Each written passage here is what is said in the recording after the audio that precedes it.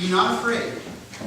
Behold, I bring you good news of a great joy, which will come to all the people.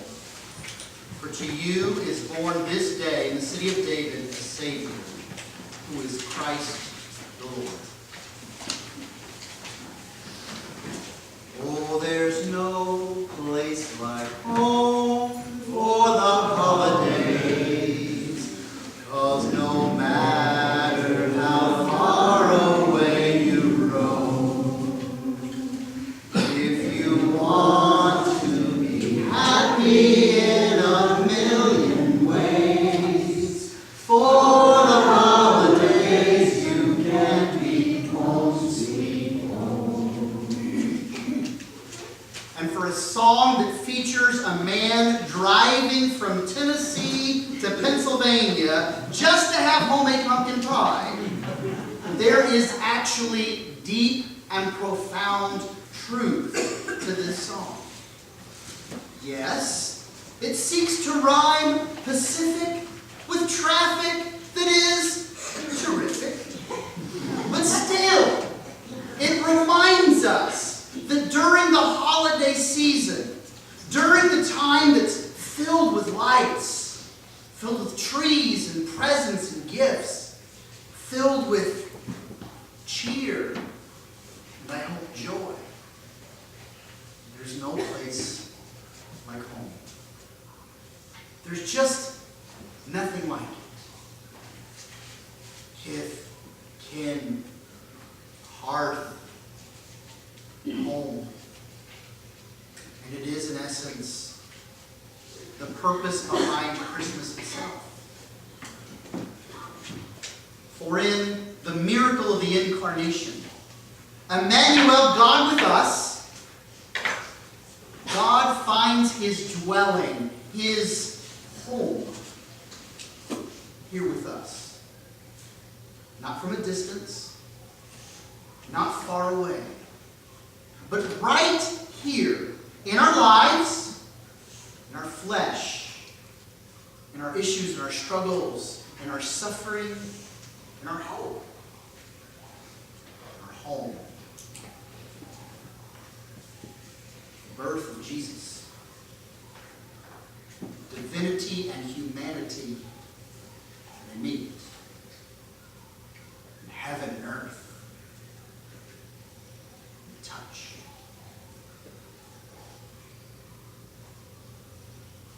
God dwells with us so that he might bring us home. For there's no place like it. Our hearts are unsettled and they long for it. In this world, despite its pleasures, despite its goodness, despite its fun and its delights, despite the lights and the trees and the presents, and the cheer and goodwill, our hearts remain unsettled, for we are not yet truly home. Even with family and friends, even with kith and kin and hearth and home, even at those times that are the very best that we hope for to achieve within a Christmas season. You know, those perfect moments. That magical Christmas, especially when the kids are really young. And each present, and again, I love you so much. You know, if you could just have the right gift, and they would love you for it, and that magical moment, maybe it's not your own kids, maybe it's when you were a child, and you remember that moment. Santa had come, and the cookies had been eaten, and the milk had been drank. The gift was just amazing. That feeling and that sense is fleeting, and it's gone. And we try to recapture it. We try to recreate it. We hope that this is the year where we will feel it again. And if not for us, then maybe for someone else. Children or grandchildren, those whom we know and we love, that they could have that moment like we once did. As our hearts are unsettled. Those moments are fleeting. They're here and they're gone, and no matter how hard we try, we can't force them to happen, and yet we hunger and we ache and we long and we hope for moments just like that, except moments that last and linger, moments that never get old or stale, moments that never feel repetitive or forced. But that same moment of magic, of wonder, and of joy, if it could just last. Because in those moments, the bad stuff, it just falls away, and the sad things, they just, it's so bright in that moment, even the shadows seem to disappear. But then the moment is here and gone, the shadows return. There is darkness, even amidst all the twinkling lights. And no matter how many candles we light, there is a darkness that still remains. For we are not yet truly home. Not permanently, not fully, completely, comprehensively, not eternally. And our hearts long for it, and our lives ache for it, and we hope for ourselves, and for kith and kin, family and friends, those whom we know, and whom we love. And that is the purpose of Christmas. For God to bring us home. To make that way that we couldn't. To open that door that we had closed and shut and locked ourselves. To travel that road where if the traffic is terrific or not, we just can't make it. And He stoops down low to lift us high. He comes and He dwells with us that we might dwell with Him. He makes on this earth and in our lives a home. And a life. The day by day, and the eating and the drinking and the going to the bathroom. And Jesus does all these things, just like the teaching and the preaching and the healing. He knows the same real life that we do, and He does so that He might lead us back home. We have a Father who calls to us. And there is no place like it. Certainly, there's no place like home for the holidays. Whether it is the nativity story from Luke,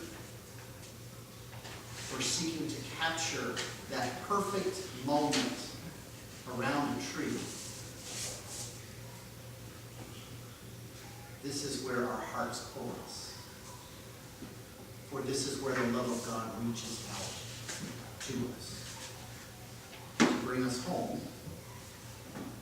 Bring us home with Him. Home with each other. Home with those whom we love. But the prayer book says, in this mortal life we see no longer.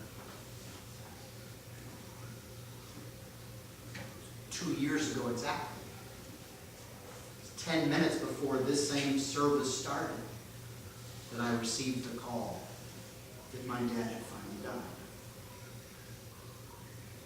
Home all week with hospice, and waited and cared for him. It's been a long and hard 5 years after that stroke. And this was finally the end. The end in this life. My dad always loved Christmas. And it seemed just right, and just fitting, for days and days lingering, not being able to figure out why.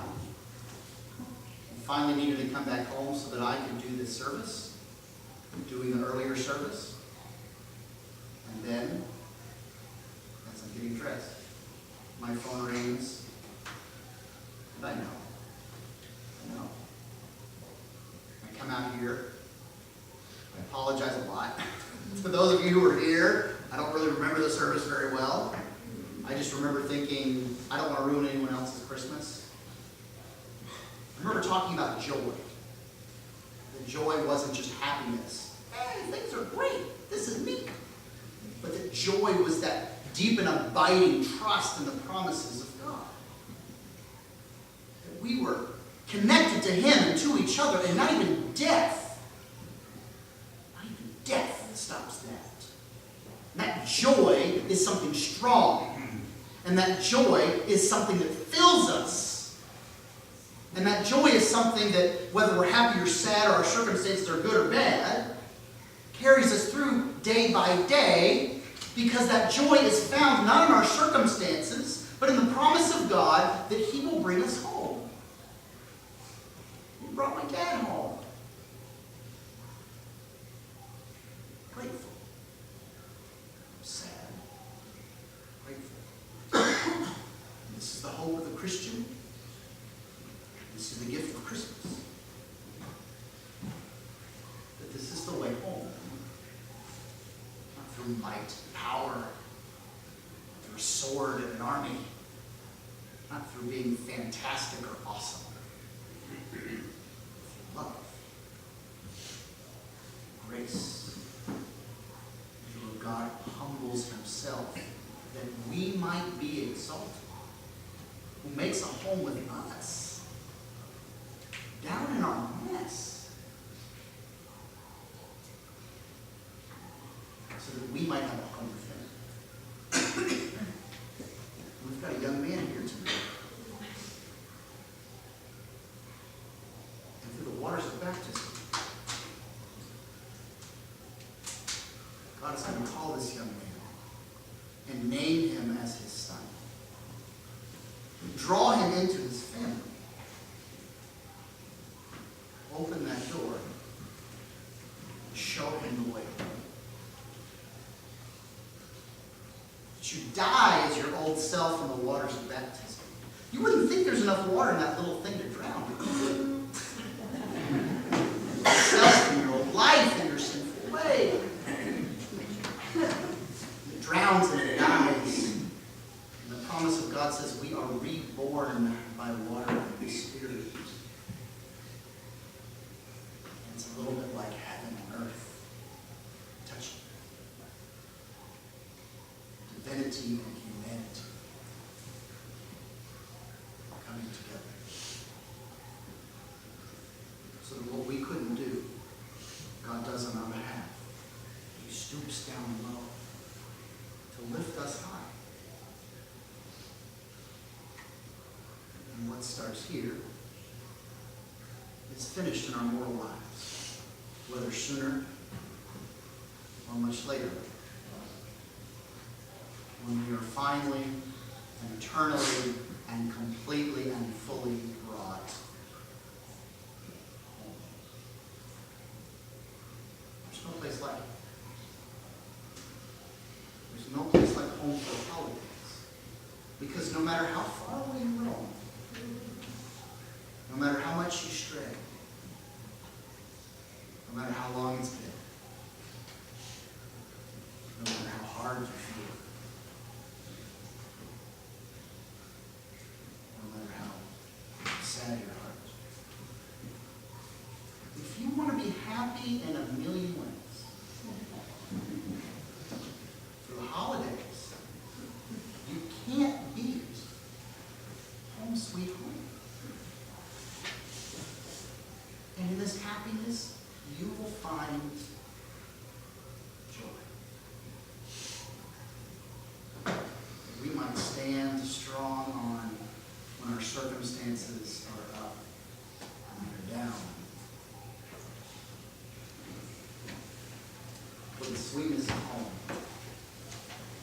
begins on this night.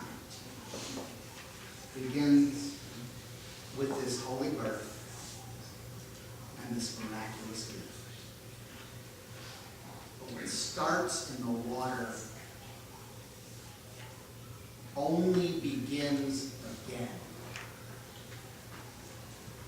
when we say goodbye for now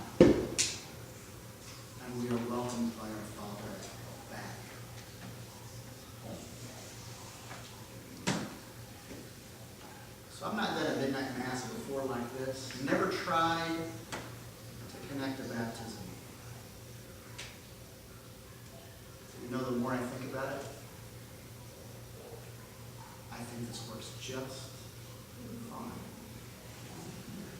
Together, we might be happy tonight with David, his family, with each other, with my dad. We might be happy in a million ways. But thanks be to God. Through the gift of Jesus, he brings us now and forever to home